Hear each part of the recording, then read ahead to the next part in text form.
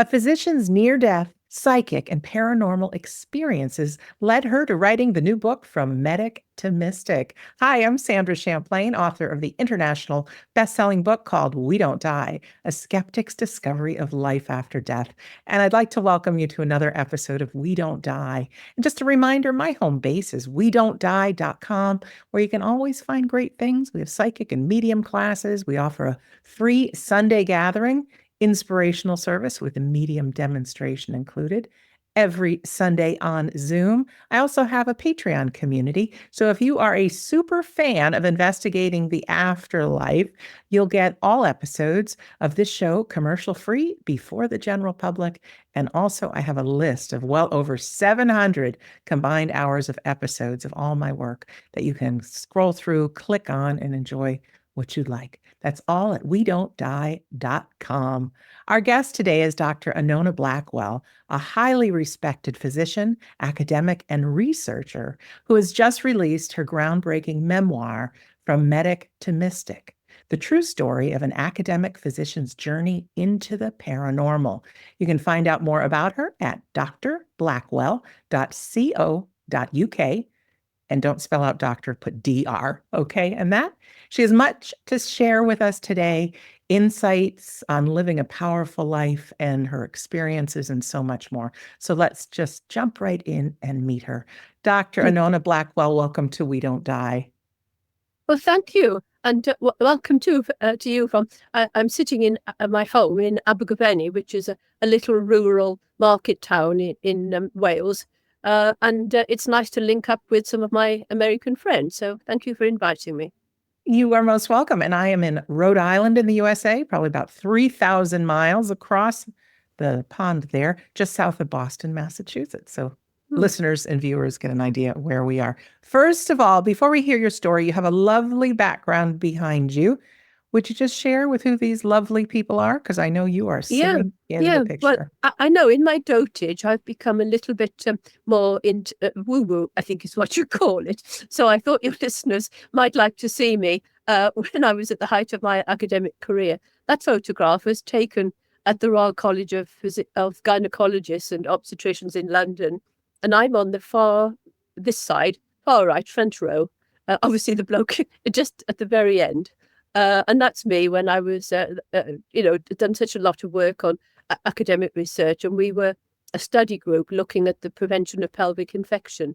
Most of the other people there were professors, but I was just a jobbing consultant in geomedicine, but I'd also combined it with quite a lot of academic work. But even in those days, I was very much into understanding the spirit world. So yeah, I just wanted your viewers to realize I am relatively sane. At least I used to be. You are. And for those of you who are listening to the audio podcast, you can go to YouTube and type in We Don't Die, and you'll find the podcast and you'll see the picture we are talking about. Let's find out a little bit about you and what brought you to medical training. Oh, gosh, very long story. I was brought up in really what would be considered third world poverty, I suppose. And so I was always very close to the land. And my father was a dowser. And he was also quite telepathic, although he wouldn't actually admit to it. And I was brought up in what was a tin shed. It was part of a bungalow that had been built for the workmen who built a reservoir nearby, and it was dismantled. And I think ours was probably the hospital, the tin shed we lived in. Now, whether I picked up vibes from that, I don't know. But we were very poor. My mother had a market store. My father was a bus driver. And there was no medical or academic history in the family, as far as I know. But I was brought up thinking that education was the salvation of the working classes, and I was always a workaholic. And as a child, I had a spirit child friend because I was quite lonely. I can still remember her name was Christina, and I used to insist my mother laid a place for her at the table, but I never asked her to put food on it. I think it's because I wanted it for myself. So I went to school. I worked really hard, and I did a degree in London at King's in biology, cell biology, biophysics. And I was going to go to America to do a PhD in a disease called retinitis pigmentosa.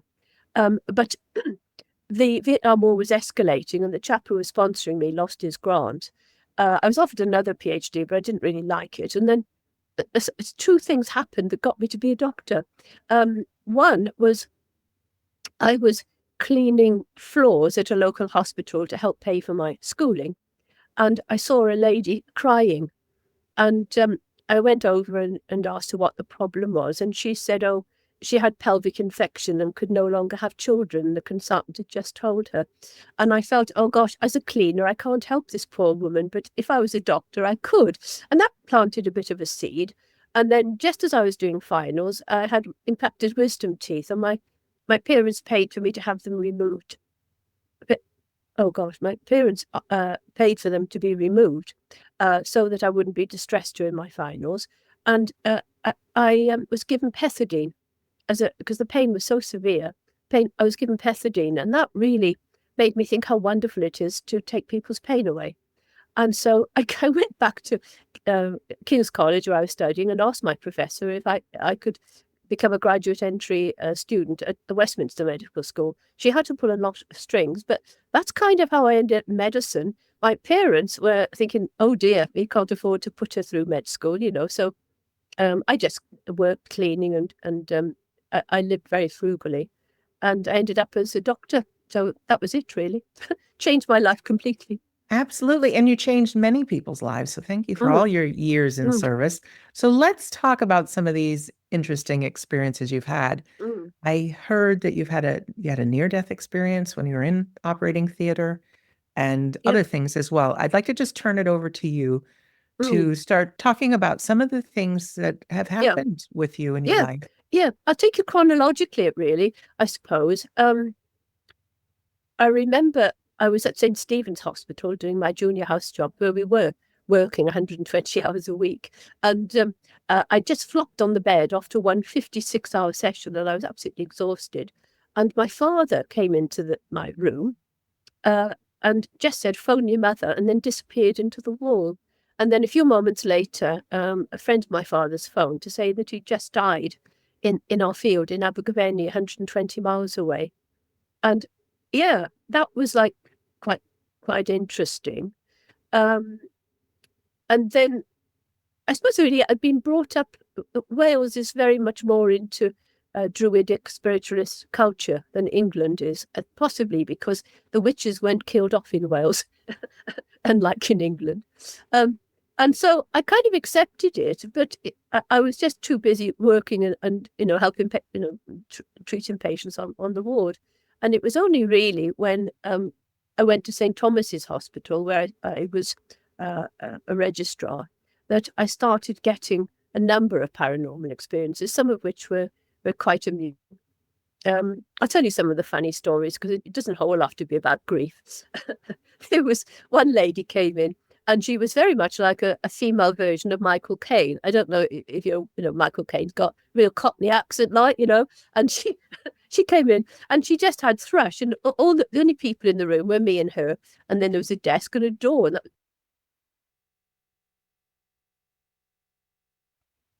a man standing next to me. And I said, I can't go on talking like this, I said, because there's a man in the room. And that kind of concerned me. And she said, oh, don't worry, Doc, it's my late husband, Arthur. She said in a Cockney accent, he's a bloody nuisance, Doc. Tell him to bugger off. He follows me everywhere. So telepathically, I told him to go away. And so that was quite funny. Then I had another situation where a lady came to me. She'd actually been seen by another doctor, and I was just giving her some treatment for a minor infection. And as she left my room, just as she had her hand on the door, there was a kind of oval of beautiful golden light next to me, and I was aware of a female image in it, and I felt very strongly it was this lady's mother. And I can still feel the overwhelming love. And so I said to her, oh, hang on, I said, would you mind sitting down again? I told her what I'd seen. And I can remember she sobbed and hugged me and thanked me, because her mother had died 3 months previously. and she'd seen her too. And she said she was afraid to tell anyone because she was head of English at a private school and felt she'd lose her job. And so I kind of gave her solace that way. These sort of things happen so often, they become part of my normal life. And my consultants were aware of it.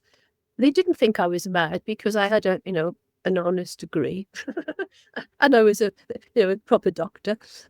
But yeah, those were interesting days. I was then involved in research into vaginal infections, and it was very important that the patients came for their follow-up appointments. And so I was thinking, how can I get to make sure their follow-up? Because if they don't turn up, all this work, it was a waste of time. And so I used to hold their case notes the day before they were due to attend and just pray and ask them to reattend. In fact, my follow-up rate was absolutely excellent. And I can remember I was discussing my work somewhere. I think it was, where was it? Sweden or somewhere. It's one of the meetings I went to. And a professor came up to me and said, how on earth did you get such a good follow-up rate? And I thought, well, I lied. I didn't say actually I prayed over the notes. But it actually was because I believe because I prayed and connected with their spirit, Power of prayer is amazing. We just don't use it enough. We'll talk more about that towards the end, but continue. I'll bore you silly. I'm just trying to think of any other particular things of what happened.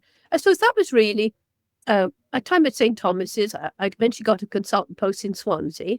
I was offered jobs in London, but I fell in love with my mother's Jack Russell, and I couldn't bear to be parted from him. And so I got a job near my Abergavenny home, but this was in Swansea. And then for many years, I was it was just very hard work, working, organising the department, etc.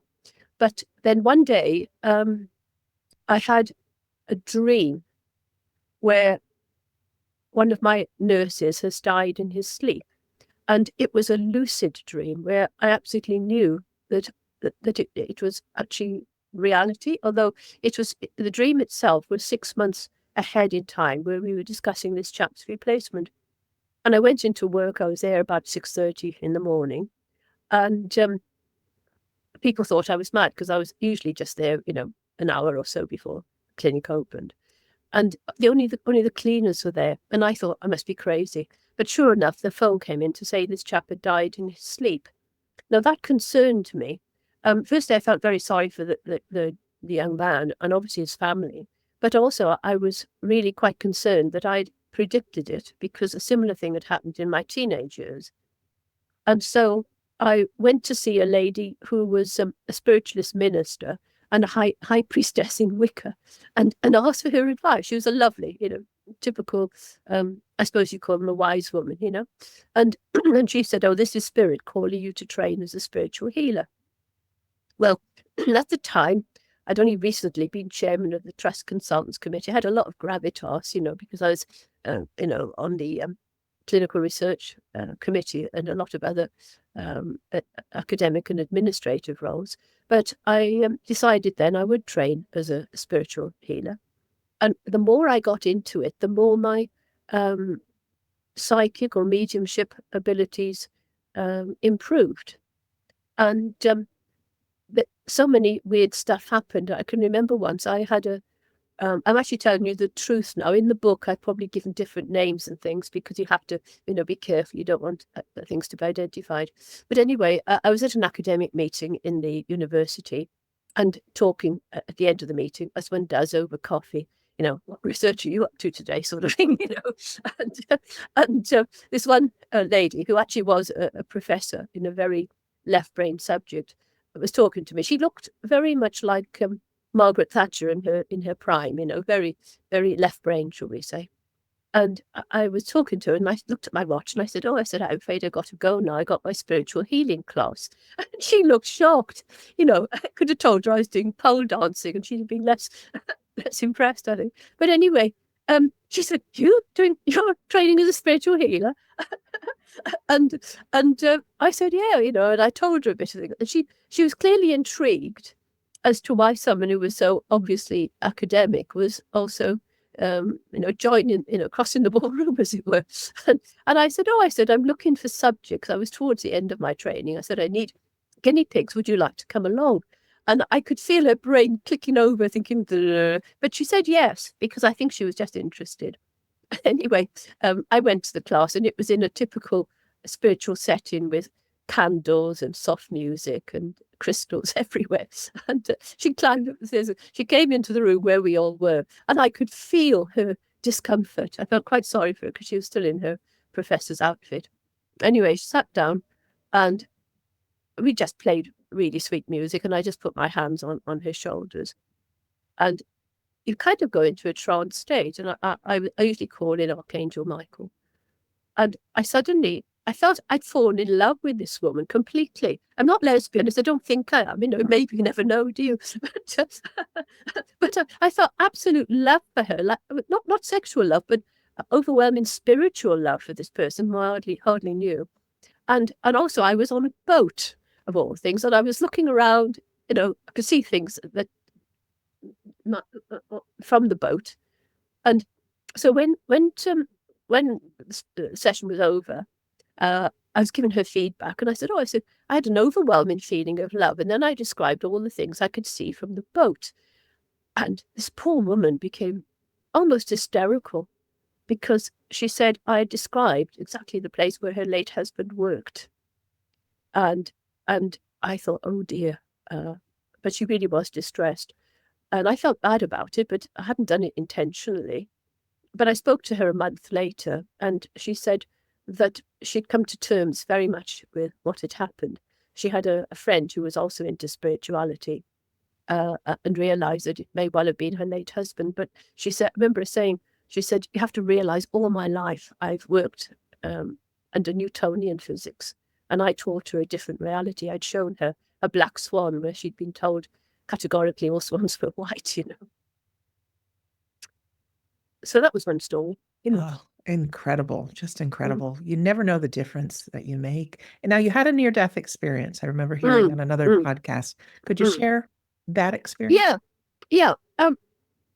It wasn't a full-blown near-death experience, but it happened when I was doing my house jobs in St. Stephen's in London. And there'd been a leaving party, actually. And I'd been brought up teetotal, and I had 2 glasses of red wine the previous night because one of my mates was leaving. And because I was like an alcoholic virgin, I just wasn't into alcohol. It had affected me rather badly. And one of my colleagues said, I'll give you some, I think it was Stemitol to stop the nausea. And I thought, okay, because in those days, you just find a doctor and they'd help you, sort of thing. But anyway, I then had to go into the operating theatre to assist my boss. And as we were preparing the patient, I suddenly went into a very bad reaction called opisthotomy. Now, I'll show you, it goes like that. Your head goes back and you can't breathe. And after that, I passed out. And it's a posh name for it, called an oculogyric crisis, which I won't spell because I probably can't anymore. But anyway, I can remember then everything went black, and I was so much at peace. And I thought, I really like it here, And then I had this kind of telepathic voice saying, if you want to, you can die now. But they then showed me the effect my death would have on my mother. Well, my mother had worked so hard all her life, and she just recently lost my father.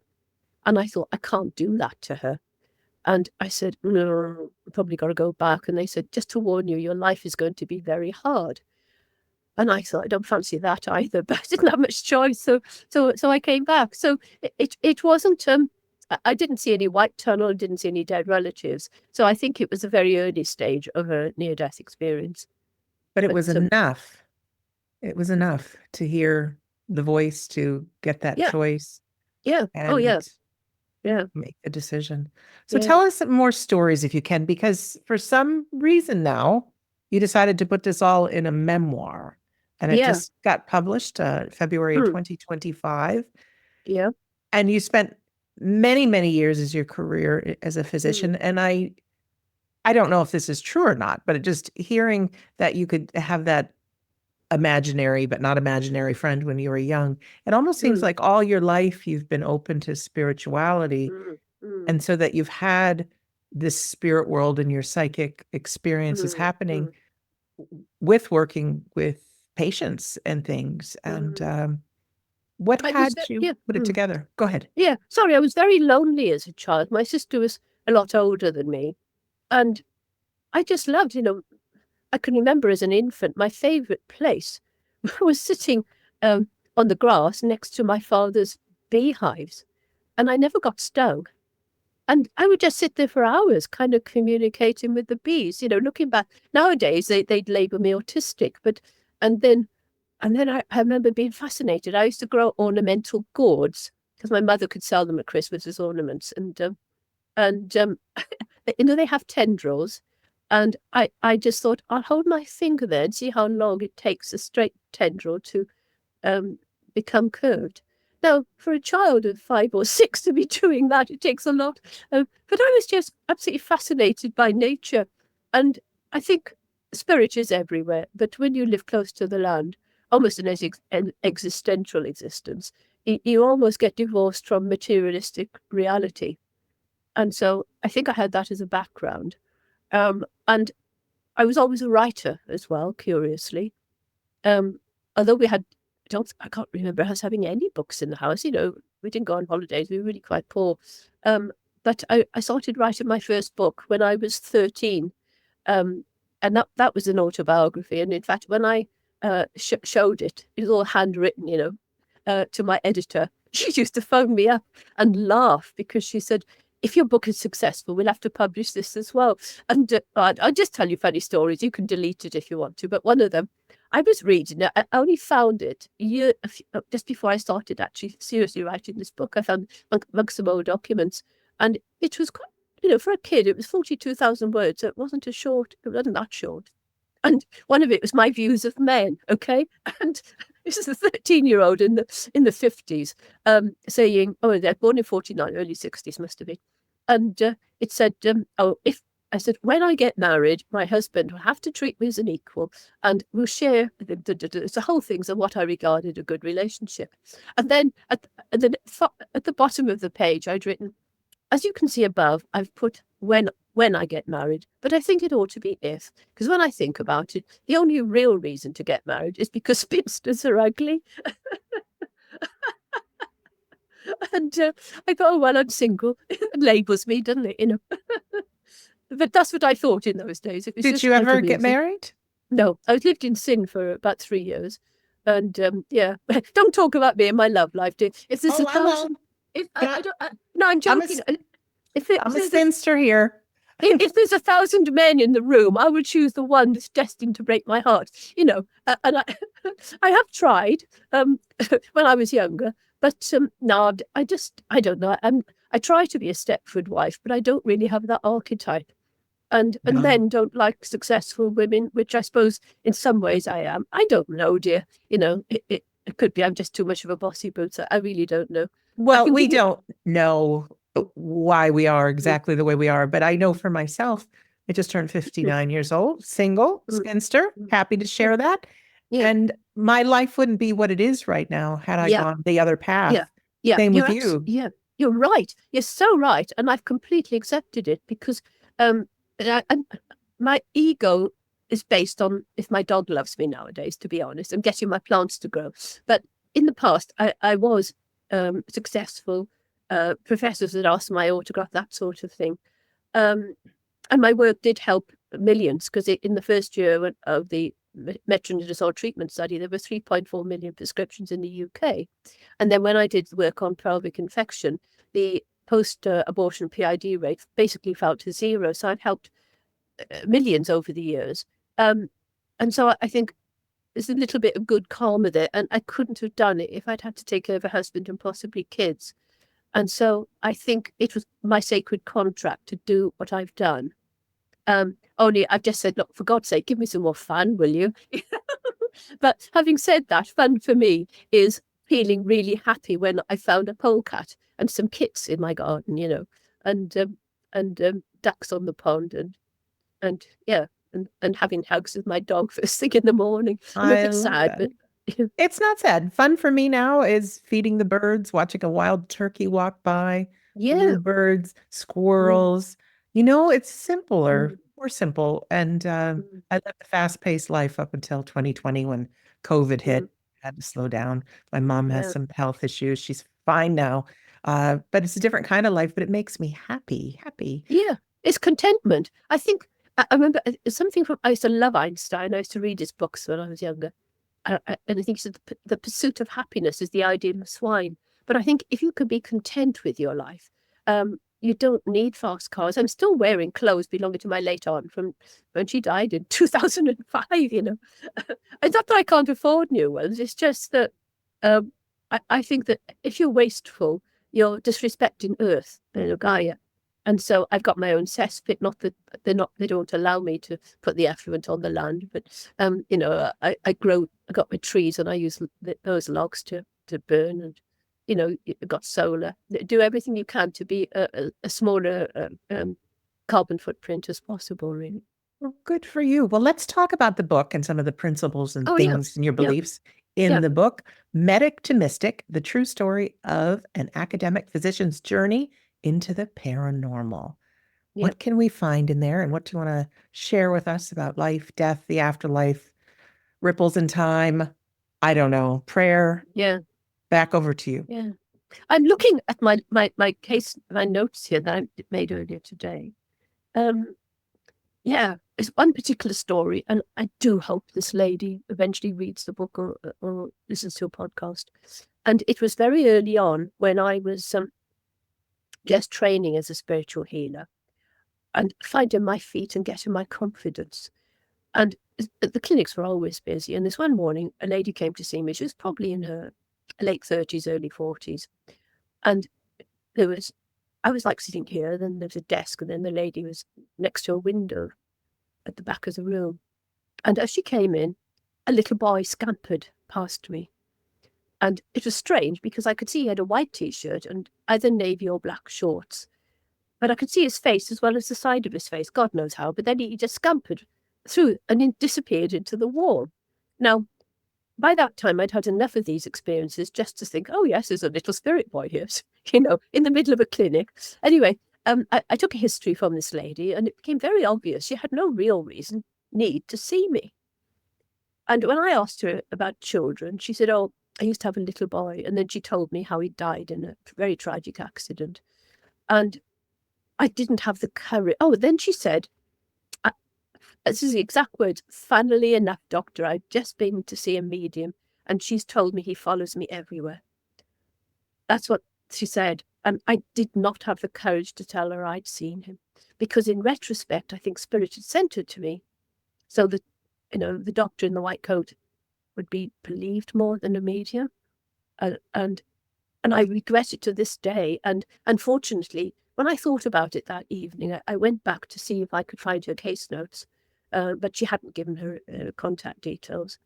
And that's why, for one of the reasons, I put the boy who walked through the wall in hope that one day a message might get to her. Because after that, I said a prayer to spirit, and I said, I have to live in this earth, in reality, this our reality, and that if you promise that you'll never let me down, that I won't get any negative consequences like lose my job, if I am totally open with my spirituality, then I will agree that whenever I get an experience in future, I will tell the individual, and they never did let me down. Touch wood, because I can remember sometime later a young girl. I can remember these things so accurately. You can almost see their faces, and it's so many years ago. Um, she'd been brought in to see me. She had a minor problem. And as I was talking to her, there is something called overshadowing, which I'm sure you know about. I was overshadowed by some spirit. And I just said to her, you were sexually abused as a child, weren't you? And this woman was probably in her 20s. And she suddenly burst into tears, stood up, hugged me, and said that she told her doctor a few days before, and he didn't believe her because she was a late discloser and she was considering suicide. And I thought, oh dear. Luckily, I had kind of showed her I believed her. And I said, look, I said, there's a clinic at the moment. Only once a month we had a clinic, psychosexual clinic. And I said, she will have a cancellation and she'll see you straight away. And the patient said, how do you know she'll have a cancellation? And I said, oh, Archangel Michael wouldn't have told me you were sexually abused if there wasn't a clinic available for you. And sure enough, I went across and Nolene, who was our psychosexual therapist, was in the corridor. She said, oh dear, she said, my 9 o'clock appointment is just cancelled. And so she saw the patient straight away. And so Spinach did manifest very much so. And it helped with the management of patients. Oh, the other funny story. Am I boring you? No, we have at least a half hour together if you want to, or if you want to share the whole time. We love the stories. Yeah. Another time, a lady was referred to me because she'd been drug raped. And what had happened, she was a happily married lady in her late 40s. She had teenage kids. And one of her friends had a hen party. And it was her best friend had a hen party. Now, this lady normally didn't go out. She was just happy with her husband, blah, blah, blah. But someone had spiked her drinks, and she woke up in a bed and breakfast and had been raped, you see. So she came to see me, and as soon as she sat down, she burst into tears and said, she said, I asked her what was the matter.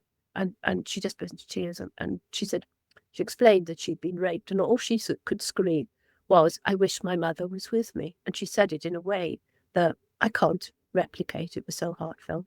And suddenly, her mother's energy was there. Whoosh! I could feel it, you know, it's very strong female presence. And I said, I think she is with you. I said, she died of breast cancer. And the message I got is that she was 64 and had died of breast cancer. But I said she just died of breast cancer. And the patient looked a bit shocked, and she said, how did you know she had breast cancer?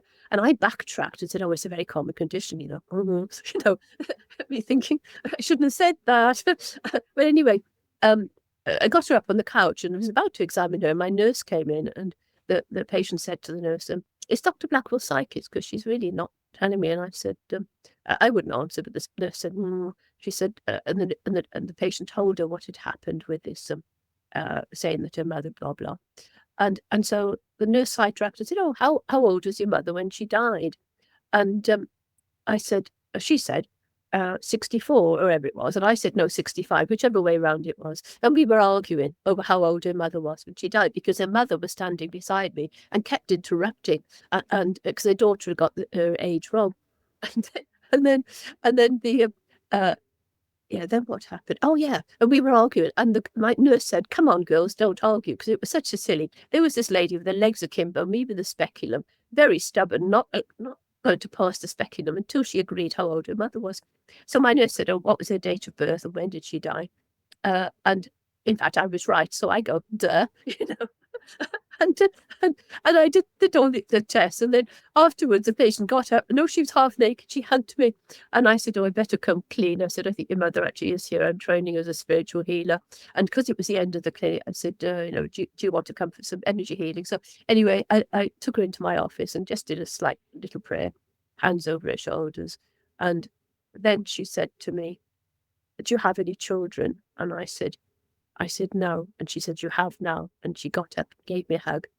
And I can still remember the hug. And as she was leaving, she said to the nurse that she'd come in surrounded by darkness and had gone out surrounded by light. And that was such a privilege. But I miss it because I used to get so many communications with with spirit when I was practicing. But then my mother, who had dementia, moved in with me when she was 88. And it completely drained me. And it was like having a light switched off, you know. And so I have very few experiences now. I think probably as you get older, you have health issues. You're dealing with elderly relatives and grief and the practicalities of life cut you off from being able to listen to this voice of spirit. But I'm hoping it's come back. Part of my book was actually channeled. And so, yeah, maybe it's coming back only in a different form, you know. Tell us about that channeling experience. So basically, it felt like I'm assuming the words just Mm. flowed and, where did these Yeah, come from? That kind of yeah, experience? yeah, that's right. And in fact, at one time I used to do channeled poetry, and I must try and find where I'd written it in. And what happened is that a friend of mine, it was her husband's 50th birthday, and she asked me to write a poem, something funny for his 50th. And it was all about him eating curry and loving the dog and that sort of thing, loving the dog more than her sort of thing. And I said, I don't write poetry. And she's a medium. And she said, I know you don't, but you can channel it. So anyway, I sat down one day writing this poem. And then, so I was writing, I was writing a poem in my head. It was channeled. It was a spiritual poem. But at the same time, this funny poem about my friend's husband was coming through. So I've got two poems, both written at the same time, but at right angles to each other. It's totally weird. And they were like word perfect. They didn't need editing. So it does happen. I don't know how or why, but yeah, so you can do it. I think the spirit world uses us in different ways in different times in our life. They Yeah. knew they could use you as you were a Mm, physician. Your mm, energy needed to be there for your mom, yeah. kicked right back in writing your Yeah. memoir, Mm, and just for all of us to be open. And I do think that living these days, we're so busy in our mind, the left brain, yes. the Yeah. beep of Yeah. a text message, Mm, the emails, and all this. Plus, if you are somebody who is experiencing grief, mm, we're not in that present moment, which I think for your channeling, for mm, those moments you were with your patient and you felt the mom right there, whatever that may be, you're mm, very present. yeah. So I think, and this is just my belief, that we need to center ourselves a little bit more to be able to tap in. Would you agree with that? Absolutely. And I think being alone helps as well. And being in the field, yeah, because I've got a beautiful garden, it's 3 acres, and a lot of it is wild because I just love wildlife. Yeah. And I don't know if you're the same, but I don't like going to supermarkets because I'm picking up people's energies. I think, oh, she doesn't look well, and he's upset, and they're having a row, I can't wait to get home to my Jack Russell who just wags his tail. So, yeah, I totally agree with you. But I think pets in the afterlife as well, because um, I've lost. I got a funeral tomorrow, which has made me down a bit. But that's my cousin's wife, and I'm very close to both of them. But other than that, prior to that, I don't have my uncle died and my aunt and my mum, so I've been through those griefs. But certainly with the older people, they were in their 90s. It was nothing compared to the death of a dog, because when my Jack Russell Fido died about 3 years ago, I was completely heartbroken. I had to get friends to come and stay with me because I was suicidal. I didn't know how to kill myself, but I didn't want to live. And so I thought, gosh, I'm feeling that way over a dog. Admittedly, I had slept with him for 13 years, mind you, longer than with any bloke. So I probably was close, not in that way, but he used to sleep on my head, and you miss them. Um, so I thought, how can people deal with loss of children? When if I felt that bad over a dog, how awful it must be losing children. And yeah, I remember in my clinic once, again, I got to be careful because some of it was in the national news. A lady came in and there was a young boy in a school uniform followed her. And I saw him and I actually told her because it was after the episode with the boy in the wall.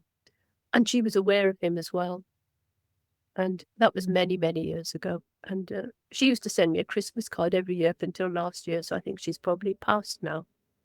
But even when I acknowledged him, she was so felt consoled that someone else could see what she sees. So I think it helps. Spirituality certainly helps with dealing with grief, but also dealing with pets when they die. Although Fido, the little bugger, he hasn't come back to me. He's probably enjoying himself chasing rabbits. But I remember once I was in clinic and I'm just laughing now because looking back, it's amazing they didn't section me. But I was talking to this lady and suddenly a little black dog jumped on my lap, a spirit dog. I remember he had black curly hair, little fellow, lovely. I could feel his weight and his warmth. It's interesting, really. My spirit should have warmth, but he felt warm on my lap. And so I go, ouch, until I look down. Oh, yes, only a dog, And the patient said, oh, is there a problem? I said, oh, just a little black dog has jumped on my lap. And she said, oh, don't worry. She looked at my lap and she said, that's Sooty. That's my late father's dog. He always follows me. So, yeah, I think they are still around. And yeah, and some of the things they get up to. My one story, which I think I told in the Jeff Mara podcast, which probably will amuse your viewers, but I have a really good, probably the best medium I've ever been to, called Jane Hutchinson. She does medium work, and she runs a spiritualist church in Hereford, near where I live. And we became friends, and she's a lovely soul. And one day she phoned me up and said she'd had a message from Fido, that's my late Jack Russell, to warn me that Jasper, my current one, was going to escape from a certain part of the garden. And Fido was keeping an eye on him and told me to go and check the fence. So it was getting towards dusk. So I go around I got so many fences here. And I was kicking the fence, and there's nothing there, chicken wine, no problem. And Jane's never wrong. So the following day in daylight, I went round, checked it all again, nothing there. And then a couple of days later, I was doing some weeding in the garden. Now, with Jasper, he's an escape artist, so he bears a collar with jingle bells. Okay, I call him Tinkerbell when he's naughty, around his neck. And suddenly I couldn't hear the jingling. And probably like kids, when they're quiet, you worry about them. So I went to look for him. And he'd actually bitten a hole in the fence where Jane said, where it would have been a bit rusty, was chicken wire, and was like partly through the fence. And so I thought, naughty boy. So I did a brief repair and went off to get some stronger mesh. And when I came back, he'd made a bigger hole. And the only thing that had stopped him getting through was his willy was caught in one of the holes in the fence, you see. So I had to do like a breech delivery, brought him back and put the mesh there. But I thought it was so amazing that my medium friend got a message from my late dog about the current one, and it was absolutely spot on, even the exact place in the garden where the hole was supposed to be. That is amazing, just amazing. And, they say dog spelt backwards is God, vice versa. Yeah. There's such unconditional love for our animals and obviously children as well. And the more love we have, the more pain it is when they pass. Oh, yeah. But they are around. Any advice for those who are experiencing grief right now? Oh, grief. I think that what I got immediately was tell them to take it day by day.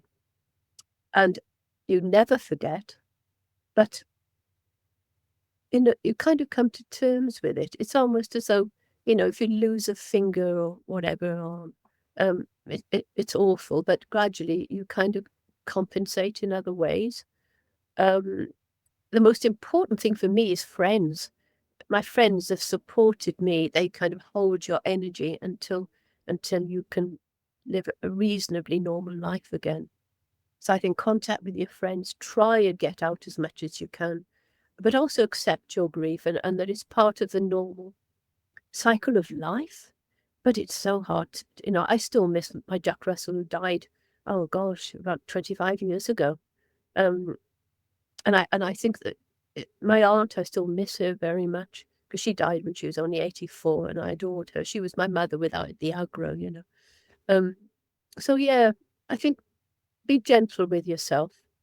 Yeah, and I think it's a lot of people go quite understandably to their doctor when they're suffering from depression, anxiety, and certainly after I lost my uncle and my mother in quite rapid succession, and all the hubris that goes with it. And I was moved from my home in Swansea to Abergavenny to my bungalow where I live now. And I can remember I was the kind of strong person, probably like yourself, that people go to. But I suddenly was like sitting there staring into space, just shaking. And I was just feeling very anxious. I go and see my doctor. He puts me on a selective serotonin reuptake inhibitor, bit of a big word, SSRI. And after 2 tablets, I became psychotic. I was completely nuts.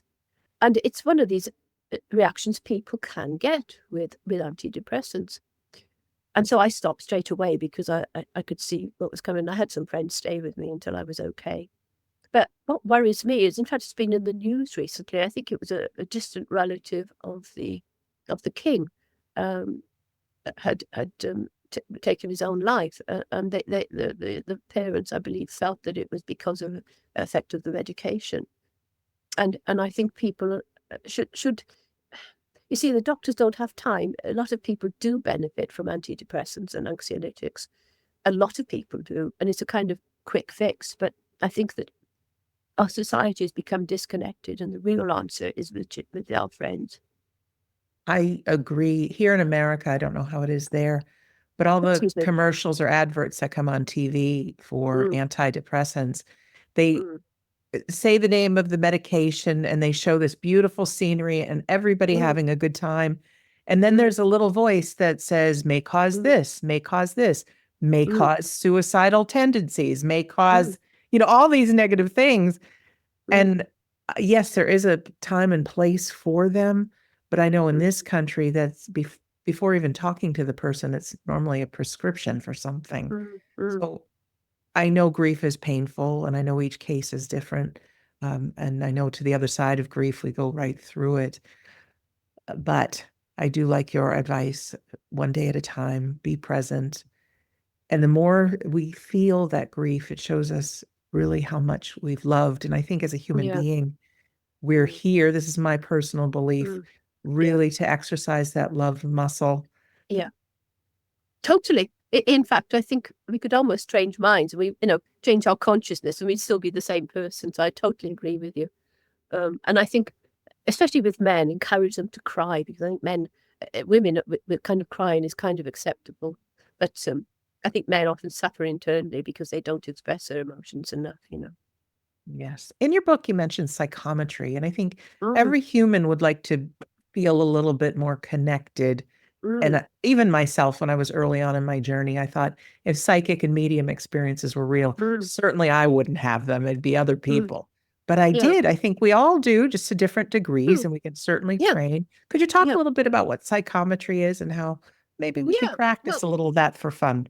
Yeah, it'd be fun. Yeah. Well, it's supposed to be the belief that if you usually pick up an object that belongs to someone else, then you can pick up bits of their consciousness.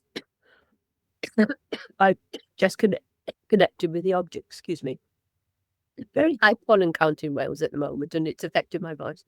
And I think probably the best way I can explain it is that the first time I was introduced to it, I didn't even know the word. A friend of mine who was a medium took me to a kind of psychic spiritualist meeting in Swansea in a community hall, and they were passing a tray around with just a scarf over it, and people were taking objects, and I didn't realize, but Jill said, "Oh, take an object." So I took an object, and I didn't realize that it was a ring, and I didn't realize then that I'd have to talk about the woman who had this ring, you see. And I thought, oh dear, because not everybody would take in anything. I thought, Jill, you've landed me, So anyway, I remember holding this ring and tossing it, and I said, the only thing I can think of is that whoever owns this has recently been to Stonehenge and had their photograph taken on a flat stone. And that was true. That was all I picked up. But apparently this lady said, it was me. Last week she'd been to Stonehenge. So it's like as if we store our consciousness in the objects around us and the people we link with, I think, as well. Because I think it's in a way, it's like almost like if you hold hands with someone, you're tuning into their consciousness. And to me, that's kind of the psychometry of connecting with another human being and reading their energy field. So you're reading their energy rather than an object. And the funniest story here, which is absolutely true story, years ago, again, I was doing a clinic in Swansea, and I had a young medical student sitting in with me. I didn't know anything about her, but they come in, they had to sit in one GU session to get signed off. And a lady came in, again, she'd been raped, this poor woman, and I had to examine her, but she was so nervous. And so I said, well, look, I'm training as a spiritual healer. Do you mind if I, use spiritual methods to calm you down to a state where you're not afraid to be examined. So she said yes. So I held her hands and I said, where do you feel safe? And she said, oh, in my back garden. So I said, okay. So I did a little meditation, got her sitting in her back garden. And I said, hold that feeling of being safe. And then we did the tests on her and blah, blah, patient leaves. And then my student says to me after, she said, when you were doing that, she said, I felt calm too, because I'd created an energy field of calmness. So anyway, a student comes to my office with me to get a form signed to say she'd attended. And she said, oh, will you show me what energy healing feels like? So I said, okay. I said, she's keen. So she held her hands up and I put my hands either side of her hand. And she said, oh, that's weird. She said, I can feel electricity going up her arm. And I said, yeah, that's fine.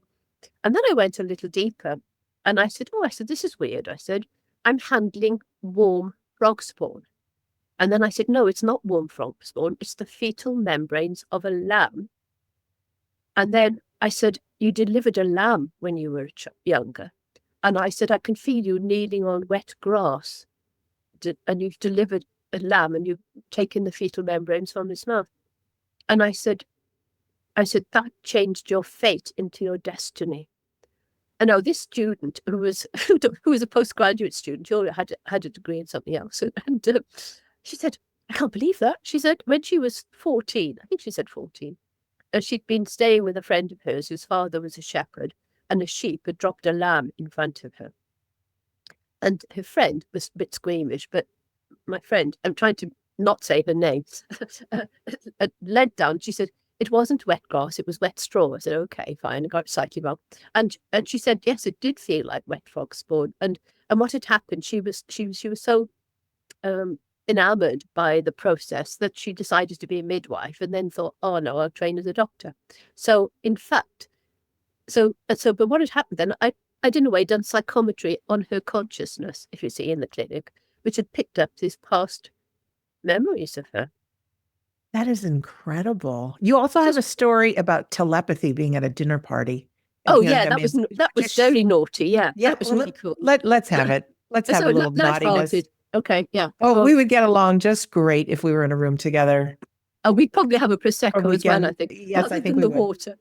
Anyway, he won't mind me mentioning his name, but years and years ago, I had a friend really called Tobias Filin, who was he was doing a PhD in law studies, and he invited me to a dinner party with some friends of his parents who lived in quite a posh part of London, and his father, I think, was a 4-star general. Toby's a lovely guy. In fact, we still, years later, our relationship only lasted a month. We were just friends, but he got married and he's in the States, and we're just old friends, as it were. And go to this place. Now, you bear in mind, I lived in a place that had no running water, and a tin shed, and sacks on the floor, and oh gosh, I don't know what's happened there. It's making a naughty noise. It's interrupting me. So I come from poverty, and I go into this very posh flat with mahogany walls and chandeliers, and I said, oh gosh, it was the first time I'd ever seen an avocado. You see, now Toby was sitting opposite me. And there was a young man to my right, and then the head of the household lady was on my left. And throughout the meal, I can remember feeling very out of place. Which fork do I use next? And then they had what I call glass sugar. It was sugar in big lumps rather than the ordinary jobs we had.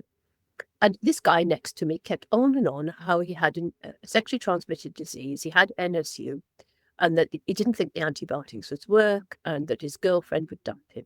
And that I was getting this, and I thought, oh, I don't want work, So anyway, later I took him aside and I said, don't worry about your non-specific urethritis. I said, the antibiotics will be fine, just complete them. And I said, tell your girlfriend you were drunk and that it'll never happen again, and she'll forgive you.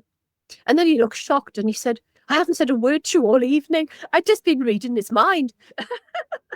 Only because I was sitting next to him, our consciousnesses had overlapped. And to me, it was like as if he talked to me. So that happened. And I've no idea how. I can't say it's really happened ever since, but I can imagine this poor guy must think all Welsh women are witches. Do you have these stories that you've been sharing in your book? Yeah. Okay. So They're all in the book. And the king, if you're going to get the book, read the chapter about how I met King Charles, because that was really naughty as well. oh, can you give us a little taste of that? You can't leave us Yeah, hanging there. Okay, yeah, yeah. let's have Well, it. well, what happened? I uh, uh oh, but yeah, the trouble is I have to keep going back in time. It's all about the power of prayer, really, of how I ended up meeting King Charles. So what happened is that I had a medium friend in Swansea who was very interested in having um,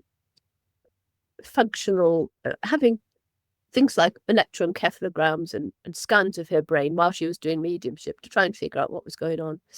And at the time, I had links in Swansea with the academic community, and I was thinking, I wonder if we could do some work on neuroscience, but it's not my area and it never happened, but I was still keen to do it because I'm an idiot like that. And at the time, I was advisor on spiritual healing to the Royal College of Physicians Integrated Health Committee. And I was on the train going to London, and I was reading a book by Larry Dossey, a spiritual book, and I'd read the minutes of the meeting, and then it's only about 20 minutes between Port Talbot, I think, and Newport or Cardiff. And I thought, I really need a documentary filmmaker who is interested in this area to film everything for us, because then there may be some money in it to pay for the research. And so I just went into a dream state and prayed for a documentary filmmaker to come into my life. Okay. That's what I did. I did concentrated prayer for about 10 minutes or so. And you can imagine the train would go to jump, to jump, to jump, to jump. And then when we got to Cardiff, a lady came on and sat diagonally opposite me, a lady called Deborah Kingsland, as I found out later. And I felt this whoosh of energy, really, like as if I'd been pushed back. And I thought that was strange, you see. But some years previously, I'd gone to a meeting with a lady called Caroline Miss, who's endorsed my book as well. And she said, when you get that feeling, it's somebody who's got some spiritual significance to you. So anyway, when the lady got off the train, I just said goodbye. And I said, by the way, I said, can you tell me what your occupation is? This is at Paddington Station. And she said, oh, I'm a documentary filmmaker. And I thought, oh my God, So yeah, so these sort of things happen. But anyway, so I was on the Integrated Health Committee, and one of the people there was an advisor on what was called the Prince's Foundation for Integrated Health, because the Prince Charles, as he was then, did have this foundation for integrated health. And as a result of that link, I ended up going to Kerala to study Ayurvedic medicine with some medical students and some doctors. And then we were invited about a year later to visit King Charles to talk about this trip in Clarence House. And so there was me. I was fat and frumpy. I bought myself a new suit and a new shoes. And we had this introductory bit in the Liberal Club, which is quite a long walk from Clarence House. I told we have to call him Your Royal Highness or Sir. And that's all. And no touching, etc. So it was all the protocol, very, very strict. And I was thinking, Your Royal Highness, and Sir, because knowing me, I'd say something silly. But anyway, by the time we arrived there, I had huge blisters on my feet, and so massive because we walked a long way. And I was thinking, oh gosh, there were no seats, but we were all kind of waiting for Prince Charles to arrive. And when he came in, oh, he looked gorgeous. I was in love almost straight away. And he had this suit on that was like, I thought, when did he let me stroke it, Because when you come from a poor background, so you'd see real quality stuff. It's quite nice. But anyway, he said, he came to my thing and he says, what got a genitourinary physician into spiritual healing, you see, in a very Charlesy sort of way. So I ended up telling him all about patients coming in. Oh, in fact, one story, a good story about a horse that came with a patient. That's another story. I was telling him, and he said, I told him all these weird stories. He said, Dr. Blackwell, don't your colleagues think you were rather mad? And I said, well, I've got a degree in biophysics and medicine. I'm an FRCP. I was chairman of the Trust Consultants Committee. I've got 3 Lancet papers, 2 of which are permanently altered clinical practice. And I'm on the Royal College of Physicians Integrated Health Committee. And I got a higher reward. And so I said, so when I tell a patient, a colleague, a patient came in with a dead spirit horse, they asked me what type of horse. And then he laughed, you see. And anyway, I was so nervous. I was shaking. And I said, I'm just so nervous, shaking. My cup was shaking. And he said, oh, don't worry. He said, Dr. Blackwell, I had that effect on a lot of people, by which time I was thinking your place or mine, you know. Only we were in his place and there were too many people there. But anyway, he then said, he has a beautiful voice. And I said, it's no good. I said, do you mind if I hold your hand? It stopped shaking. So I held his hand. And then I said, do you mind if I read your energy field? And what I felt was, I actually quite like the guy. You know, I know you go on these things, but he seemed a very caring, loving man. And I felt there was an energy of Merlin standing behind him. So I told him that. Anyway, he was then called off to another group because it was limited time. And then as we were leaving, he came up to me and said, are you still afraid of me, you see? And and I think I grabbed his hand. I can't remember. And I said, no, I'm okay now. And then I said, by this time he was about 3 meters away. And he said, you never told me what Merlin energy is. So what did I do? I was terribly naughty. You know, I was 55, fat and frumpy. And and I was looking, I said, I'm trying to do the eye movement, but no, when you look at a guy from the feet up and go, I said, do you really want to know, babe? And I winked. Then I realized I'd called Sir, His Royal Highness, babe. And so I said, no, babe, sir, I don't want to be locked up in the tower. Whereupon he just hooted with laughter. Thankfully, he's got a good sense of humour. And so then I had this lovely picture taking. He's standing there with his hand across his chest because I wouldn't let go of his hand. And I've got my right hand. I'm not telling you where it went, but I didn't actually touch him, almost. No. That is wonderful. Thank you so much for bringing so much joy and so many incredible stories to our podcast today. Do you have any closing words for our listener or our viewer before we say goodbye? And I recommend to everyone, go to Amazon or wherever you get books and just type in Medic to Mystic. And that's Dr. Blackwell's book, brand new book filled with stories, these stories and more. Yes, there's a lot of stories. And on my webpage, because I love cooking as well. So there's a few recipes on there. Yeah. So what can I say? Well, thank you for listening. I'm sorry if I've been a bit naughty. Yeah. I suppose living on your own, you almost lose the ability to communicate properly. But yeah, I've really enjoyed it. And yeah, I think there's so much chaos going on in the world at the moment that we all need to kind of close off from it in a way and just go into a silent place and pray for peace and grace. Yeah. And love dogs. There we are. There's no nothing terribly profound, but yeah, it's been an absolute joy talking to you. And yeah, I'd love to a big hug. If you're ever in Wales, come and visit me. Big hugs right back to you. Oh, friends, we want to thank Dr. Anona Blackwell for being here today. And remember, check out her book, Medic to Mystic, The True Story of an Academic Physician's Journey into the Paranormal, and visit her website. Now we know that there's some recipes there. Let me say that again, drblackwell.co.uk. And you just put in the DR. drblackwell.co.uk. And for our listener, thank you for taking the time to be here with us. I know your time is very valuable, so we feel very special that you gave us your precious time today. As a reminder, my home base is wedon'tdie.com. So many great things happening there, classes. Like I mentioned, that free Sunday gathering is amazing. Happens 2 p.m. Eastern time in the US, 7 p.m. UK time. You can do the math on the different areas of the world. It's held on Zoom. It's about 90 minutes. It's inspirational, empowering, and the last half is a medium demonstration. So we get loved ones from all over the world, from both sides of the veil, reuniting, and we get to see just how close our loved ones are. Also, at the bottom of the page at wedon'tdie.com, I invite you to enter your name and your email address. It says you get the first few chapters of my book, We Don't Die, but here's the secret. It's the entire book. Chapter 10 is about surviving grief, one of the most important things in there. Also, some definite stories about the afterlife, living a powerful life, and so much more.